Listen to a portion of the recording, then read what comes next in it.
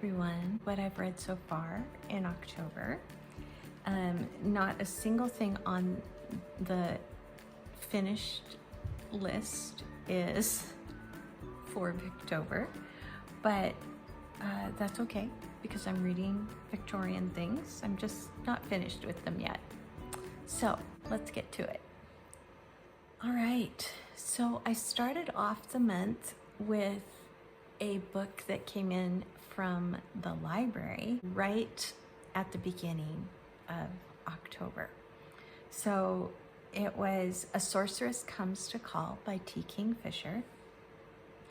And this one is definitely a little bit more on the suspense, thriller, horror side of things.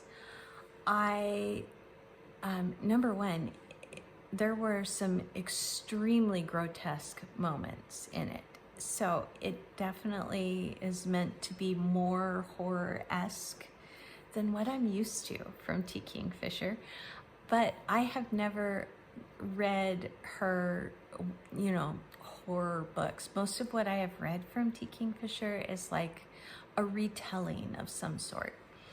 A Sorceress Comes to Call is exactly what it sounds like. We have a young girl who is the daughter of a sorceress, but she doesn't know that.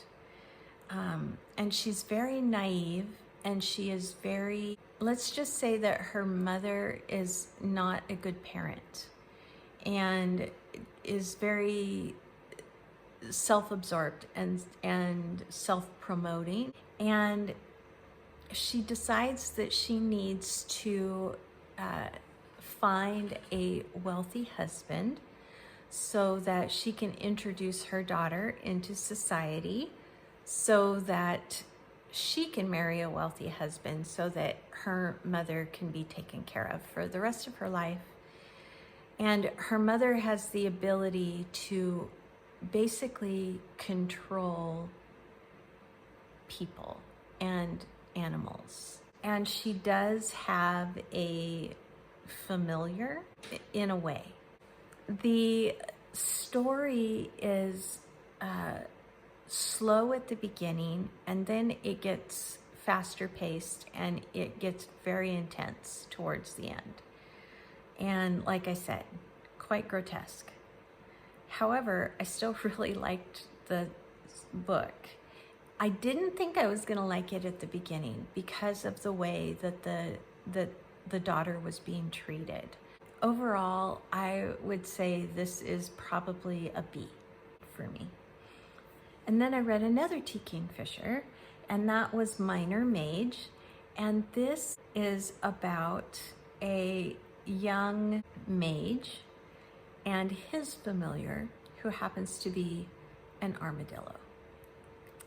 He is sent by his village to go get the rain clouds, basically, to return to the village so that they can have a harvest and live. Everything is drying up. And so he was sent in a very difficult manner, sent away to go and try to find the rains and bring them back to the village. And he overcomes so much, and he's, turns out to be so much stronger than he ever thought he was.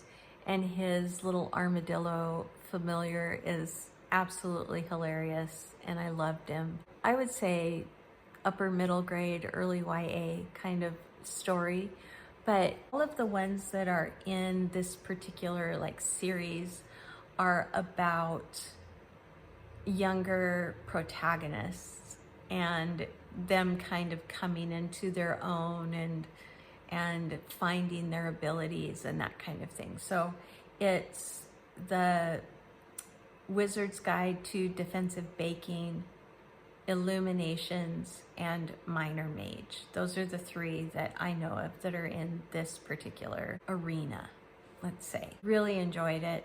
Thought it was so well done. These three books by her, all of them I think are wonderful. And then we have The Lantern of Lost Memories. This is by Sanaka Hiiragi. It's Japanese and about this halfway between where you will be and life.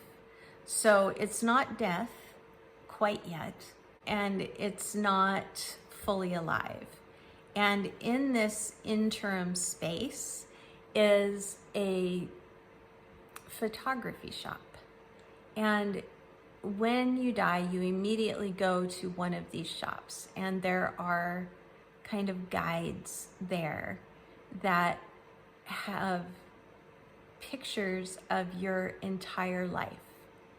And you are asked to go through your life's pictures and choose one for each year of your life, which is hard because you sometimes experience some major events in life, multiple events in one year. So if you're supposed to choose one photo from each year, you might miss some major events.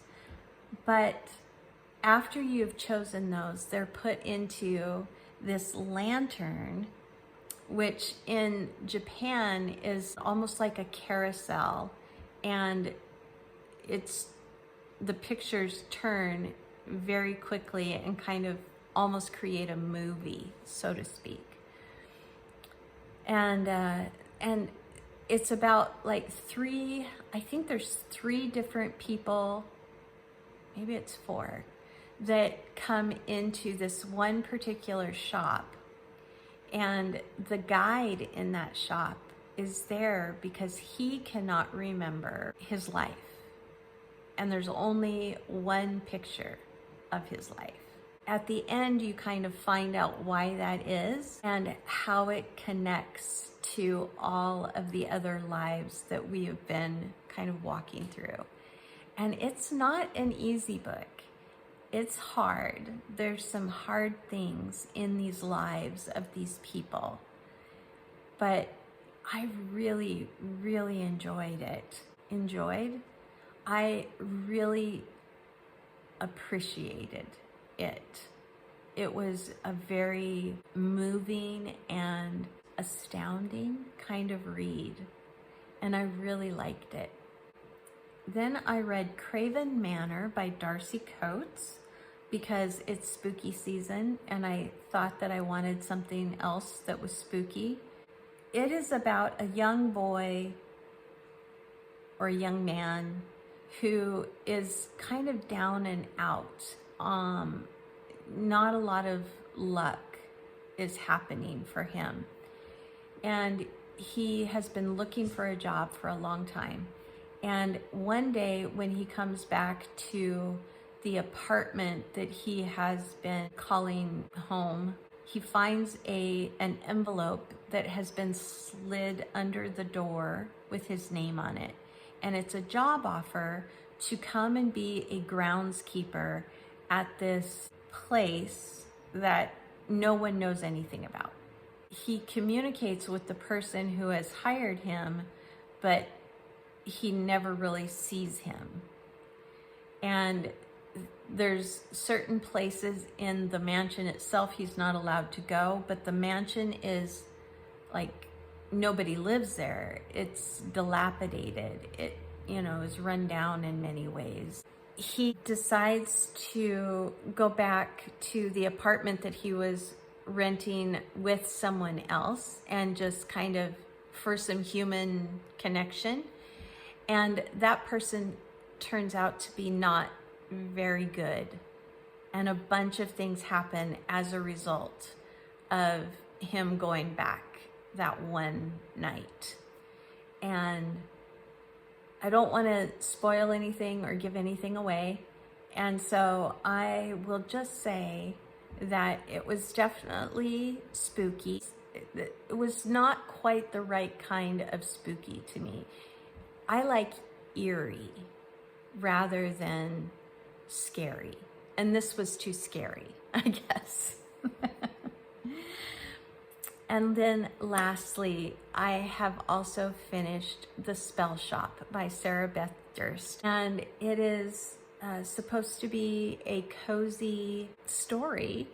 And I thought it was. It got a little too YA for me toward the end. So it fell just a little flat for me. I think I would have appreciated a little more amped up of a climax, I guess, before finishing the story. And it started to go there and then it plateaued instead of, you know, coming to a sharp finish and going down the other side. It just kind of went up and then went all the way to the end. And so it did kind of go flat for me. But it is cozy. It is beautifully written. The descriptions and everything like that are lovely. And I do like the overall premise to the story. And the people are endearing. There is a companion, so to speak. I enjoyed the banter, but there were just a couple little things that happened that kind of took me out of the story. And I just wish they wouldn't have been in there. So, definitely not my favorite Beth Durst. So, those are the 5 books that I have finished so far this month. Good morning, everybody. Editing Dia. I forgot to tell you about a book. Imagine that. I forgot to tell you about The Last Dragon on Mars. And Last Dragon is by Scott Reintgen, and it is a middle grade book. And it is about Earth has become too full, and we have learned how to populate other planets, but there are some special things that we need in order to survive on those other planets. And our main character, his name is Lunar Jones. Yeah, I think so.